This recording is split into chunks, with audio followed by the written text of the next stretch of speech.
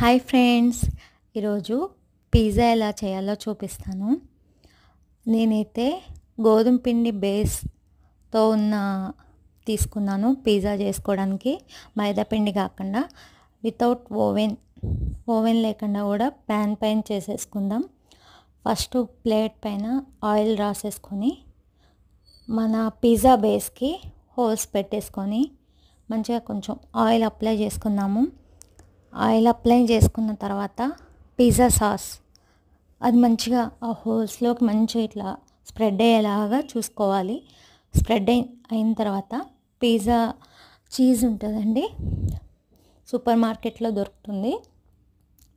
మంచిగా చీజ్ అనేది మంచిగా స్ప్రెడ్ చేసేసుకొని onions, capsicum, tomatoes, sweet corn నా దగ్గర ఇవి అవైలబుల్గా ఉన్నాయి కాబట్టి నేను ఇవే వేసుకున్నాను.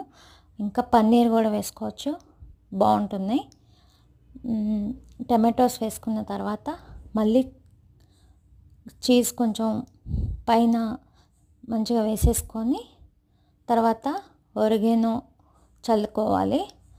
తర్వాత ఎండుమిర్చి అంటే ఫ్లాక్స్, మన అట్లా చిల్లీ ఫ్లాక్స్ ఉంటాయి కదా, చిల్లీ ఫ్లాక్స్ కూడా వేసేసుకొని మంచిగా ప్యాన్ పైన పెట్టేసుకొని 15 minutes పెట్టేసుకుంటే మనకి పిజ్జా రెడీ అయిపోతుందండి.